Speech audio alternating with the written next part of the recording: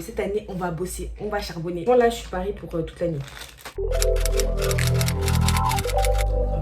Hello mes gens, j'espère que vous allez bien. Moi, ça va très bien par la grâce de Dieu. Aujourd'hui, on se retrouve pour une nouvelle vidéo où je vais vous partager mes fournitures scolaires et vous donner quelques conseils pour la rentrée. Au début, j'hésitais un peu à faire cette vidéo parce que je me suis dit, est-ce que ça sert à quelque chose de vous montrer juste mes fournitures? Après, je me suis rappelée de quand j'arrivais au lycée ou au collège et comment j'aimais trop regarder ce genre de vidéos.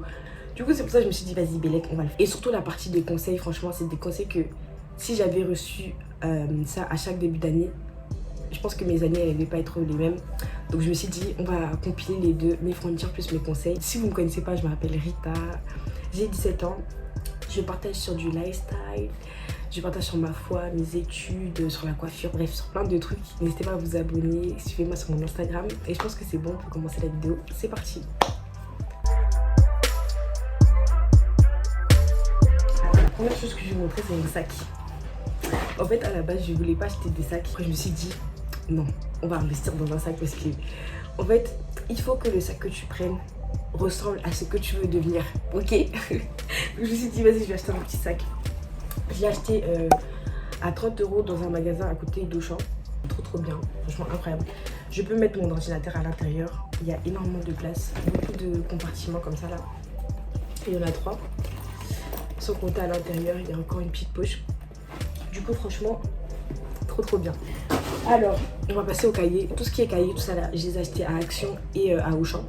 Et j'en ai eu vraiment pour la totale, moins de 100 €. Et au collège et en primaire, c'est incroyable comment les fournitures, ça prenait énormément d'argent. Et dites-vous, je suis jumelle. Et du coup, nous deux, Constance et moi, on était facile dans les 200 € pour les fournitures. C'est une dinguerie. Bref. Dieu merci, au lycée, tu peux prendre ce que tu veux, ce qui te convient. Et tu gères tes fournitures comme tu veux. Du coup, je vous montre ça. Donc là, pour les cahiers, je vais vous présenter les cahiers que j'ai pris. Et voilà, je sais que beaucoup de personnes se demandent, enfin pas se demandent, mais se disent, est-ce que je prends un trieur, est-ce que je prends un classeur, est-ce que je prends un cahier? Moi, en seconde, j'avais commencé avec des trieurs. En première, j'avais quelques classeurs. Et franchement, pour moi, les cahiers, c'est mieux. C'est personnellement, pour moi, c'est mieux. Après, vous prenez ce que vous voulez. Les trieurs, même quand on dit ouais il faut un peu d'organisation, moi je trouve que franchement c'est trop brouillon. Et même si tu commences avec une certaine organisation, il y a toujours un moment dans l'année où t'as pas le temps de te poser pour juste trier ton trieur. Alors que les cahiers c'est plus simple, t'écris et tout. Et franchement pour moi visiblement, enfin genre de manière esthétique, le cahier c'est mieux. Après vous faites comme vous voulez, chacun fait comme il veut hein. Donc j'ai pris un lot de plusieurs cahiers comme ça. Donc j'en ai pas pris que 3, mais là je vous présente 3 particulièrement parce que cette année je rentre en première et du coup j'ai 2 spécialités et il y a la philosophie qui se rajoute. Les spécialités que j'ai HLP, donc humanité, littérature et philosophie, et sciences économiques et sociales. Et la philosophie du coup remplace le français. Et j'en ai pris environ 4-5 de cahiers comme ça. Ce qui est bien avec ces cahiers là, c'est pour ça que je les ai pris. J'en avais l'année dernière un peu plus grand mais j'ai repris presque les mêmes. Donc c'est qu'il y a comme des pochettes à l'avant et à l'arrière. Parce qu'à chaque fois dans les matières, même si tu écris beaucoup, on donne des feuilles de temps en temps. Du coup, ça me permet de les garder là. Et voilà, c'est très pratique. Après, j'ai pris un lot de cahiers de 5 comme ça. Donc ça fait qu'au total, j'ai peut-être 10 cahiers. Hein. C'est beaucoup de cahiers, wesh. Pourquoi j'en ai plus autant? Bref. Donc j'ai un lot de 5 cahiers comme ça. Donc là, c'est des cahiers avec couverture papier que je vais utiliser sûrement pour d'autres matières. Des matières un peu plus secondaires si je peux dire ça comme ça, comme enseignement scientifique, des trucs comme ça, vous voyez. Comme il n'y a pas beaucoup de pages, il doit y avoir 96 pages, ben, je pourrais les réutiliser si mes cahiers finissent, j'en aurai quand même un bon stock. Avec les grands cahiers, j'ai pris celui-là. Alors, j'ai acheté Action. Cette année, on va bosser, on va charbonner. Je vais sûrement l'utiliser soit pour mes devoirs, quand je vais rentrer, ou alors, moi, ce que j'aime bien faire, c'est pendant les cours, en dehors de ce qu'on note en cours, ben parfois j'aime bien prendre des notes à côté. Ça c'est quand je suis motivée. Mais comme cette année on va grave être motivé, du coup j'ai pris ce cahier. Comme ça peut-être soit je l'utiliserai pour mes devoirs quand je rentrerai, ou alors pour noter à côté du cours. Voilà, j'ai pris un lot de petits cahiers comme ça, il doit y en avoir 5. Et je sais pas pourquoi j'ai pris autant de cahiers, wesh. Mais ça va me servir, c'est sûr, pour plein de petits trucs. Je sais pas ce que je vais faire avec. Mais j'en ai pris 5, c'était vraiment pas cher, ça devait être 2 €. J'ai pris un carnet comme ça. Enfin un carnet, c'est un agenda que j'ai acheté à Action.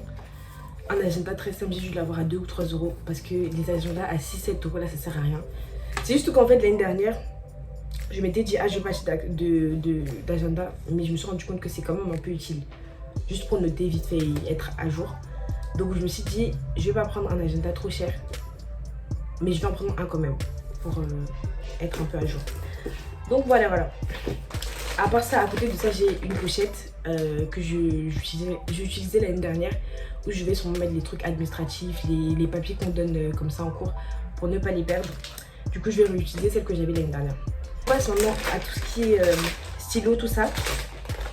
Donc j'ai acheté un paquet de stylos Bic comme ça où il y a plusieurs couleurs. Un paquet de 4 couleurs comme ça. Donc franchement, les stylos Bic, c'est la base. Les gens qui utilisent des stylos, encre, tout ça là, ça c'était quand j'étais en 6ème, je croyais trop. Quand j'allais écrire avec ça, j'allais avoir de meilleures notes, mais non. Les stylos Bic, c'est vraiment trop bien. Et après, j'ai pris 2 stylos comme ça. Je voulais essayer. Je me suis dit, peut-être que ça va changer quelque chose. Et j'ai pris un lot de stylos bleus comme ça. Donc, franchement, là, je suis parée pour toute l'année. Et après, j'ai pris des surligneurs classiques. Je suis pas trop une bonne des surligneurs à multiples couleurs. J'ai pris vraiment tout ce qu'il me fallait, pas plus. Et j'ai pris Nekia, voilà. Bon, pas très intéressant. Mais sinon, j'ai pris ça, c'est des trucs pour écrire sur un tableau. Donc vous voyez, j'ai un tableau au fond. Je l'avais acheté l'année dernière. Et franchement, ça me motive de fou parce que en fait, je vais m'organiser sur le tableau. Donc parfois, de voir ce que je vais faire sur un tableau, ça m'aide beaucoup. Du coup, j'ai pris des trucs comme ça pour écrire dessus. Je pense que c'est tout. Ah oui, après, bien sûr, il y a des trucs comme la colle, les crayons, les machins comme ça. C'est des trucs que j'ai déjà. Donc j'avais pas besoin de racheter encore une fois la même chose. Et tout ce qui est feuilles, double, simple, j'en ai déjà aussi. Et si je vois que j'en ai pas, ben, je vais le racheter après. Mais je sais que j'en ai déjà un peu, donc pas besoin de dépenser pour ça. Donc à part ça, il y a des trucs comme des tableaux, etc. que vous pouvez acheter, comme celui que j'ai. Moi je sais que ça m'a aidé vraiment pendant une période où soit j'écrivais ce que je devais faire dans ma journée, ou alors les devoirs que je vais faire pour m'organiser. Parce que le fait de le voir sur un tableau, ben, ça te permet un peu de visualiser la chose, bref. En tout cas, moi ça m'aidait. Donc vous pouvez acheter ça par exemple à Action. Ça vient avec un lot de feutres, de machin comme ça. Et c'est 5-6 euros. Après ça, j'ai pris un tableau comme ça. Vous allez dire, mais pourquoi t'as fait un tableau? En fait, c'est écrit Enjoy the little things. Mais je vais mettre autre chose dessus. Je vais faire un montage photo avec un texte dessus. Ce que vous pouvez mettre dessus, c'est votre vision board par exemple. Et du coup, je vais le mettre en face de mon lit pour me motiver. Genre, quand je vais me lever, si je vois que je suis pas trop motivée, je vais regarder ça, je vais voir des images. Je sais pas ce que je vais mettre comme image. Mais en tout cas, comme je suis quelqu'un de très visuel, l'image, la photo, la vidéo et tout, ça me motive beaucoup. Donc je vais mettre ça. Le tableau d'ailleurs, je l'utilisais pas que pour m'organiser, je l'utilisais aussi pour juste écrire des phrases. Genre des phrases motivantes, je sais pas, des trucs pour me motiver. Parce que parfois t'as pas forcément la motivation. Et moi le fait de voir quelque chose, ça me motivait genre. Bon, je vous ai pas tout montré. Parce que bon, il y a des trucs que j'ai déjà, que j'ai pas racheté. Mais franchement, le plus important c'est d'avoir l'essentiel pour une année. Pas besoin de prendre des trucs de fou que tu vas pas forcément utiliser. Et si je vois qu'il y a des trucs que j'ai pas acheté, ben je les achèterai soit pendant l'année ou quand j'en trouverai le besoin. Mais c'est parti pour la deuxième partie de la vidéo. Alors, comme je disais au début de la vidéo, c'est des conseils que si je les avais eus à chaque début d'année, franchement, mes années ne seraient pas passées de la même manière. Donc c'est des conseils que j'ai récoltés à chaque année de lycée. Quand j'étais en seconde, à la fin de l'année, je me suis dit, ah si j'avais fait ça, ça aurait fonctionné. À la fin de ma première, je me suis dit, ah si j'avais fait tel ou tel truc, ça allait fonctionner. Du coup j'ai récolté tout ça et c'est des conseils que je vais vous donner. Alors le premier conseil que je peux vous donner, c'est de vous donner un objectif pour l'année. Ça paraît évident comme ça, mais vraiment posez-vous pour le faire, pour vous établir un objectif sur le long terme et sur le court terme. C'est-à-dire que vous allez vous dire peut-être que ah si j'avais 14 avant, là je vais me fixer l'objectif d'avoir 16 cette année ou d'avoir 17 cette année.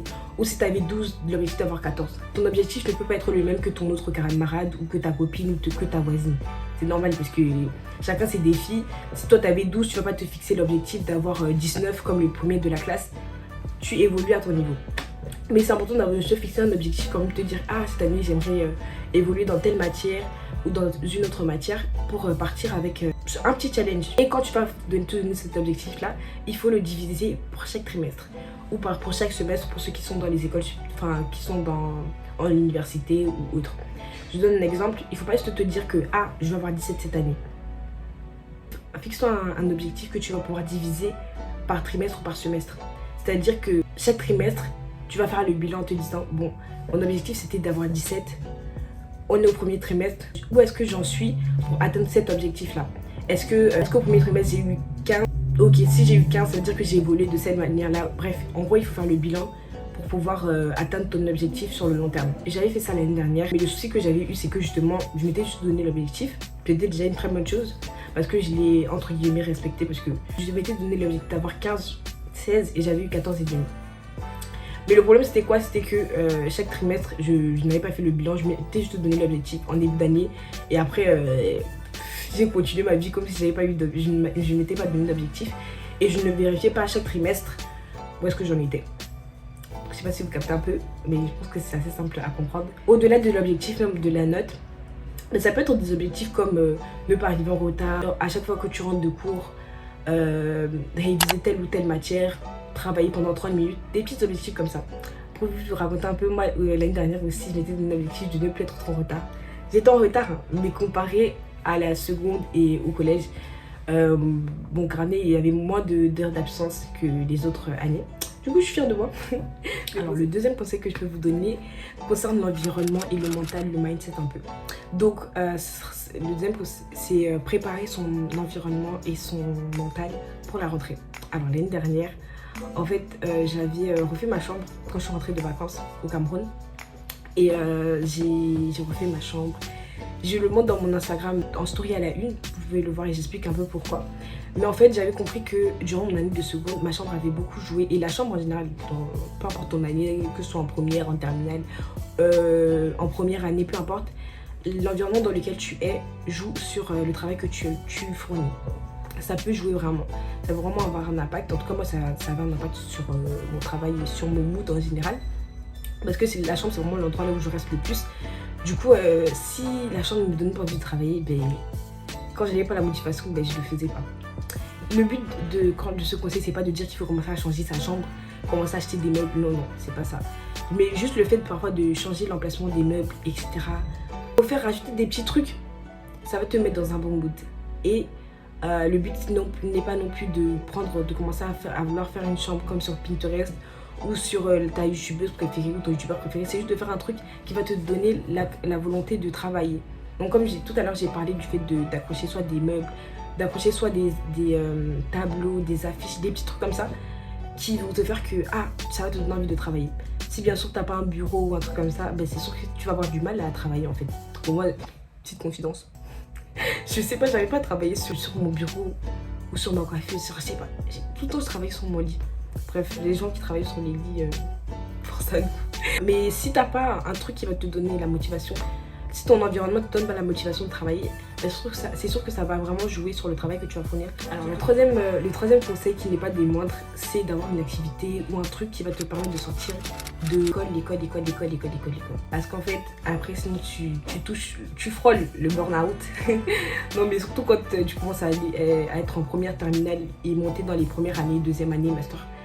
Et tout là, ça commence parfois à être chaud. Si tu fais que l'école, mentalement c'est chaud. Je vous donne mon exemple et après je vous explique un peu. Je suis dans mon église et je suis dans plusieurs départements. Donc il y a plusieurs départements dans une église. Et je suis à la louange et l'adoration. Donc les gens qui chantent et tout là. Et à côté de ça aussi, je suis dans une team, dans la team com de Les Intentionnels. Dans Les Intentionnels, c'est une association de jeunes femmes, des jeunes femmes visionnaires qui investissent en elles pour impacter positivement leur génération, leur environnement en général. C'est des personnes qui se réunissent dans des brunchs, dans des masterclass, etc. Et moi, je m'occupe de la partie com. Et après, il y a d'autres trucs que je peux être emmenée à faire. Mais c'est ces deux trucs principalement là que je fais en dehors de l'école. Donc ça me permet d'avoir autre chose dans la tête et je pense que c'est vraiment important. Après, il faut avoir un bon équilibre. Il ne faut pas non plus commencer à être trop dans les associations, trop dans le service et après oublier l'école. Il faut prioriser bien sûr l'école. Pour toi, ça peut être quoi? Ça peut partir dans une association, être bénévole dans une association, à faire une activité, que ce soit du sport, Bref, un truc, mais qui va te permettre de t'évader un peu. Tu te lèves, tu manges, après tu vas en cours, après tu fais comme ça, tu vas en cours, après tu te réveilles, tu te prépares pour aller en cours. Et frère, essaye de voir autre chose. Donc voilà, c'est un peu ça. Donc là, on arrive à la fin de la vidéo. J'espère que cette vidéo vous a plu. Que vous avez pris plaisir à regarder cette vidéo. N'hésitez pas à laisser un commentaire pour me dire quel conseil vous a le plus plu. Ou alors, je sais pas, dites-moi quelque chose en commentaire. Et n'hésitez pas à me suivre sur mon Instagram. On se retrouve bientôt pour une prochaine vidéo.